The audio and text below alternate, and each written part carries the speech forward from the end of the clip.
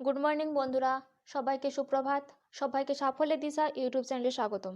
আজকের 12 এপ্রিলে current affairs নিয়ে আলোচনা করব। তোমরা প্রথম থেকে শেষ পর্যন্ত ক্লাসটা করো এবং ক্লাসটা ভালো লাগলে অবশ্যই লাইক করে দিও এবং চ্যানেলটিকে সাবস্ক্রাইব করে নিও। তাহলে শুরু করা যাক আজকের ক্লাস। আজকের ক্লাসের ফার্স্ট কারেন্ট অ্যাফেয়ার্স হলো, ভারতীয় নৌবাহিনীর হাফ ম্যারাথন কোন শহরে আয়োজিত হবে? উত্তর হবে নয়াদিল্লিতে। এই নয়াদিল্লিতে ভারতীয় নৌবাহিনীর হাফ ম্যারাথন আয়োজিত হবে। এই সম্পর্কে জেনে নেব। ভারতীয় নৌবাহিনী 6 অক্টোবর 2024 দিল্লিতে একটি হাফ ম্যারাথন দৌড়ের আয়োজন ঘোষণা করেছে। এই অনুষ্ঠানের মূল উদ্দেশ্য হলো যে নাগরিক সমাজের সাথে নৌবাহিনীর সম্পর্ক জোরদার করা এবং প্রতিরক্ষায় নৌবাহিনীর গুরুত্ব ভূমিকা সম্পর্কে সচেতনতা ছড়িয়ে দেওয়া। নৌবাহিনী প্রতি বছর মুম্বাই, বিশাখাপত্তনম এবং কোচিতেও এই ধরনের অনুষ্ঠানের আয়োজন করে। নেক্সট, সম্প্রতি কোন দেশ তার কর্মসংস্থান ভিসা প্রোগ্রাম পরিবর্তন করেছে? উত্তর হবে নিউজিল্যান্ড। এই নিউজিল্যান্ড সম্প্রতি তার কর্মসংস্থান ভিসা প্রোগ্রাম পরিবর্তন করেছে। এখানে স্ট্র্যাটেজিকে এবং কারেন্ট অ্যাফেয়ার্স হিসেবে দেখে নেব। 2023 সালে নিউজিল্যান্ডে বেশি সংখ্যক অভিবাসীর আগমনের ফলে দেশটিতে মুদ্রাস্ফীতি ঘটার আশঙ্কা দেখা দেয়। এই কারণে দেশটির সরকার অভিবাসী ভিসা নীতিতে পরিবর্তন আনতে চলেছে। কি কি পরিবর্তন আনতে চলেছে? কম দক্ষতা সম্পন্ন চাকরির ক্ষেত্রে ইংরেজি ভাষার পারদর্শিতা, সংশ্লিষ্ট কাজের ন্যূনতম দক্ষতা এবং সেই কাজের অভিজ্ঞতাও থাকতে হবে। কম দক্ষতা সম্পন্ন সরকারি জীবীদের সর্বোচ্চ একটানা থাকার মেয়াদ 5 বছর থেকে কমিয়ে 3 বছর করা হবে। Next, Adani green energy limited বিশ্বের বৃহত্তম পাওয়ার প্ল্যান্ট কোথায় তৈরি হবে? উত্তর হবে খাবদা। এই খাবদা গুজরাটে অবস্থিত, যেটি এখানে আদানি গ্রিন এনার্জি লিমিটেডে বিশ্বের বৃহত্তম পাওয়ার প্ল্যান্ট তৈরি করা হবে। এই সম্পর্কে জেনে নেব। আদানি গ্রিন এনার্জি লিমিটেড 538 বর্গ কিলোমিটার এলাকা জুড়ে গুজরাটের খাবদাতে 30 গিগাওয়াট একটি পুনর্নবীকরণযোগ্য শক্তি প্ল্যান্ট তৈরি করেছে, যা এটিকে বিশ্বের বৃহত্তম বিদ্যুৎ কেন্দ্রে পরিণত করেছে। এই আদানি গ্রিন এনার্জি লিমিটেড এই প্রকল্পে প্রায় 1.5 লক্ষ কোটি টাকা বিনিয়োগ করার পরিকল্পনা করেছে। এই খাবদা প্রকল্পটি সৌর এবং বায়ু শক্তি উভয়ই উৎপন্ন করবে এবং 2024 সালে মার্চ মাসে ইতিমধ্যে 2000 মেগাওয়াট সৌরশক্তি চালু হয়েছে। নেক্সট, IPEF দ্বারা ক্লিন এনার্জি ইনভেস্টর ফোরাম কোন দেশে আয়োজিত হবে? উত্তর হবে সিঙ্গাপুরে। এই সিঙ্গাপুরে IPEF দ্বারা ক্লিন এনার্জি ইনভেস্টর ফোরাম আয়োজিত হবে। এই সম্পর্কে জেনে নেব। সমৃদ্ধির জন্য ইন্দো প্যাসিফিক ইকোনমিক ফ্রেমওয়ার্ক অর্থাৎ IPEF সিঙ্গাপুরে ক্লিন এনার্জি ইনভেস্টর ফোরামের আয়োজন করবে। এই IPEF 2022 সালে মে মাসে চালু করা হয়েছিল এবং বর্তমানে 14 জন অংশীদার রয়েছে। এই IPEF clean energy investor program IPEF এর অধীনে একটি উদ্যোগ। ভারতও এই IPEF এর মধ্যে একটি অন্তর্ভুক্ত দেশ।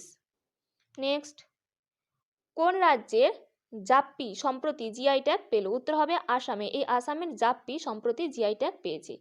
এই জাপ্পি জিনিসটা কি সেটা আমরা জেনে নেব। এই জাপ্পি হলো ভারতের আসাম থেকে আসা একটি এশিয়ান শঙ্কুযুক্ত টুপি। এটি শক্তভাবে বোনা বাঁশ অথবা বেত এবং টৌকাউ পাট একটি বড় এবং একটি তালপাতা দিয়ে তৈরি করা হয়। নেক্সট, জাতীয় মহিলা হকি লীগ কোন শহরে উদ্বোধন করা হবে? উত্তর হবে রাঁচিতে। এই রাঁচিতে জাতীয় মহিলা হকি লীগ উদ্বোধন করা হবে। এই সম্পর্কে জেনে নেব। 30 এপ্রিল রাঁচিতে জাতীয় মহিলা হকি লীগের উদ্বোধন করা হবে। এটি 30 এপ্রিল থেকে 10 মে পর্যন্ত আয়োজিত হবে। পুনেতে সিনিয়র মহিলা জাতীয় চ্যাম্পিয়নশিপের 8টি কোয়ার্টার ফাইনাল লিস্ট হয়েছে, যা তার মধ্যে রয়েছে হরিয়ানা, মহারাষ্ট্র, ঝাড়খণ্ড, মধ্যপ্রদেশ, পশ্চিমবঙ্গ, মিজোরাম, মণিপুর এবং ওড়িশা। এই লিগের প্রথম পর্বে প্রতিদ্বন্দ্বিতা করবে। এই লিগ দেশের উদীয়মান খেলোয়াড়দের তাদের দক্ষতা বাড়াতে সুযোগও দেবে। নেক্সট, ভারত বিদেশি সিথওয়ে বন্দর পরিচালনা অধিকার পেয়েছে। এটি কোন দেশে অবস্থিত? উত্তর হবে এটি মায়ানমারে অবস্থিত। এই মায়ানমারে ভারত সিথওয়ের একটি বন্দর পরিচালনার অধিকার পেয়েছে। এই সম্পর্কে জেনে নেব। মায়ানমারে অবস্থিত সিথওয়ে বন্দর এখন ভারত দ্বারা পরিচালিত হবে। এই ইরানের চাবাহার বন্দরের পর এটি দ্বিতীয় বিদেশি বন্দর যা ভারত পরিচালনা করবে। এই কালাদান নদীর ওপর অবস্থিত এই বন্দরের কার্যক্রম পরিচালনার জন্য ইন্ডিয়া স্পোর্টস গ্লোবাল অর্থাৎ IPGL এর একটি প্রস্তাব অনুমোদন করা হয়েছে।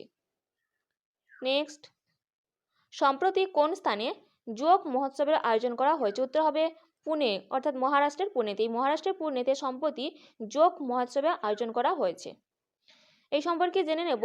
পুনের ওয়াদিয়া কলেজ স্পোর্টস গ্রাউন্ডে যোগ মহোৎসব এর আন্তর্জাতিক যোগ দিবসের আয়োজন করা হয়েছে। Morarji Desai national institute of yoga এবং ন্যাশনাল ইনস্টিটিউট অব ন্যাচারোপ্যাথি যৌথ সহযোগে এটি সংগঠিত হবে।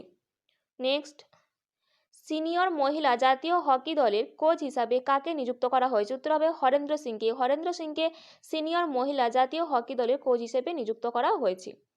এই সম্পর্কে জেনে নেব।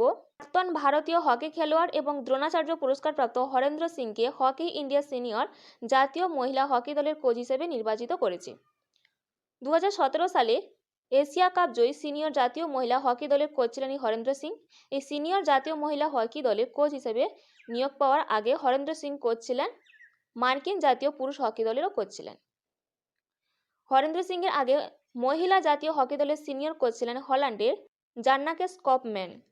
নেক্সট, উগাদি কোন রাজ্যে নববর্ষের দিন হিসাবে পালিত হয়? উত্তর হবে অন্ধ্রপ্রদেশ, তেলেঙ্গানা এবং কর্ণাটকে। এই অন্ধ্রপ্রদেশ, তেলেঙ্গানা এবং কর্ণাটকে উগাদি নববর্ষের দিন হিসাবে পালিত হয়। এই সম্পর্কে জেনে নেব। উগাদি হলো ভারতের অন্ধ্রপ্রদেশ, তেলেঙ্গানা এবং কর্ণাটক রাজ্যের নববর্ষের দিনে উৎসব। এই অঞ্চলে হিন্দু চন্দ্র ক্যালেন্ডার মাসে চৈত্র মাসের প্রথম দিনে এটি একটি উৎসব হিসেবে পালিত হয়। এই ছিল আজকের দিনে গুরুত্বপূর্ণ কারেন্ট অ্যাফেয়ার্স।